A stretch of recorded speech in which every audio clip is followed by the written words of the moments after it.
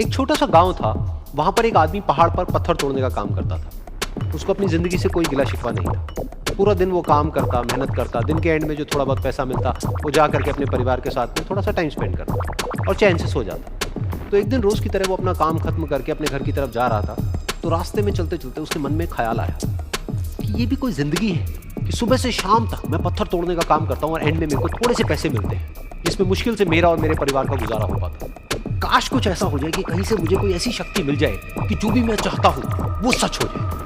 वो अपने घर पर गया, उसने खाना खाया, लेकिन उसका ध्यान खाने की तरफ नहीं था। उसके दिमाग में यही ख्याल चल रहा था। उसके बाद में वो यही सोचते सोचते सो गया। फिर नींद आने के कुछ देर बाद उसको एक सपना आया। सपने में उसने देखा कि रोज की तरह वो अपना काम खत्म करके अपने घर लौट रहा था। रास्ते में उसने एक बहुत ही बड़ा घर देखा और उसके मन में आया कि काश ये घर मेरा होता और मैं इसका मालिक होता। और उसके सोचते ही वो उस घर का मालिक बन गया। उसको यकीन ही नहीं हो रहा था कि जो उसने सोचा वो बन चुका है। लेकिन उसकी खुशी ज्यादा देर नहीं टिक पाई, क्योंकि उसको एकदम से एक शोर सुनाई दिया। उसने अपने घर के बाहर देखा कि एक बहुत बड़ी रैली निकल रही है, जिसमें बीचों बीच एक पॉलिटिशियन है जो ऐसे ऐसे हाथ हिला रहा है। और वहां पर जितने भी लोग खड़े थे सब उसके नाम के नारे लगा रहे थे, उसके आगे हाथ जोड़ करके खड़े थे, सब उसको देखने के लिए तड़प रहे थे। तब उसको ये एहसास हुआ कि मैं कितना छोटा हूं उसके आगे। और फिर उसके अंदर से एक ख्याल उठा कि काश मैं ये पॉलिटिशियन होता और मेरे पास भी इतनी ही पावर होती जितनी कि इसके पास में है। बस उसका इतना सा सोचने की देर थी, वो पॉलिटिशियन बन गया। उसकी खुशी का ठिकाना नहीं था, क्योंकि उसके आसपास में हजारों लोगों की भीड़ थी और सब उसको देखने के लिए तरस रहे थे, तड़प रहे थे। लेकिन उसकी ये खुशी भी ज्यादा देर नहीं टिक पाई। धूप बहुत ही तेज थी और उस पॉलिटिशियन को आदत नहीं थी इतनी गर्मी में रहने की। तो उस धूप की वजह से उसको चक्कर आ गए और वो बेहोश होकर के गिर गया। फिर उसको एहसास हुआ कि ये पॉलिटिशियन सबसे ताकतवर नहीं है, ये जो सूरज है ये सबसे ताकतवर है। और उसके मन में आया कि काश मैं ये सूरज बन जाऊं तो मेरे आगे कोई नहीं टिक पाएगा। और उसका इतना सा सोचने की देर थी और वो सूरज बन गया। और वो खुशी से पागल हो गया, क्योंकि पूरी दुनिया को वो ही रोशन कर रहा था और पूरी दुनिया में ऐसा कोई नहीं था जो कि उसकी रोशनी को रोक सके। लेकिन उसकी ये खुशी भी ज्यादा देर टिक नहीं पाई, क्योंकि कुछ ही देर बाद आसमान में कुछ काले बादल आए जिन्होंने कि उस सूरज की रोशनी को रोक दिया। फिर उसको यह एहसास हुआ कि इस दुनिया में ऐसा भी कोई है जिसमें दम है उसकी रोशनी को रोकने का। और उसके मन में एक ख्याल उठा कि काश मैं वो बादल बन जाऊं। और वो बादल बन गया और आसमान में उड़ने लगा।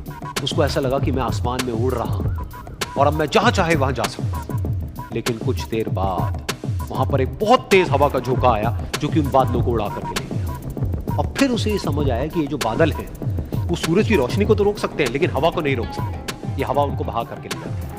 फिर उसके मन में आया कि काश मैं ये हवा बन जाऊं। और वो हवा बन गया। हवा बनने के बाद में उसको अपने अंदर एक अलग ही ऊर्जा का अनुभव हुआ। वो चाहे तो आराम से बहता और चाहे तो आंधी बन करके, तूफान बन करके, जिसको भी चाहे उड़ा करके ले जाता। उसको ये विश्वास होने ही लगा था कि इस दुनिया में सबसे ज्यादा शक्तिशाली मैं हूं। लेकिन तभी उसके सामने आया एक पहाड़। उसने अपनी पूरी ताकत लगा दी, लेकिन उस पहाड़ को वो इतना सा भी नहीं हिला पाया। तब उसको यह एहसास हुआ कि इस दुनिया में कोई है जो हवा से भी ज्यादा शक्तिशाली है, जिसमें दम है उस हवा को रोकने का। फिर उसके मन में आया कि काश मैं ये पहाड़ हूं। और वो पहाड़ बन गया। लेकिन हर बार की तरह इस बार भी उसकी खुशी ज्यादा देर तक नहीं टिक पाई। उसको एक जानी पहचानी सी आवाज सुनाई दी और साथ ही साथ उसको दर्द होने लगा, जैसे कि कोई है जो उसको तोड़ रहा है, उसको मार रहा है।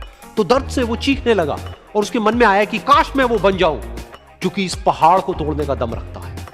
लेकिन इस बार उसकी ये ख्वाहिश पूरी नहीं। वो रोने लगा, चीखने लगा, चिल्लाने लगा। उसने अपनी पूरी जान लगा दी, लेकिन इस बार वो नहीं बन पाया। उसका दर्द बढ़ता ही चला जा रहा था और दर्द की वजह से एकदम से उसकी नींद खुली और सामने शीशा था। उसने शीशे में देखा और उसको समझ आया कि सपने में मैं वो क्यों नहीं बन पा रहा था जो मैं बनना चाहता था, क्योंकि असलियत में मैं वो ही हूं।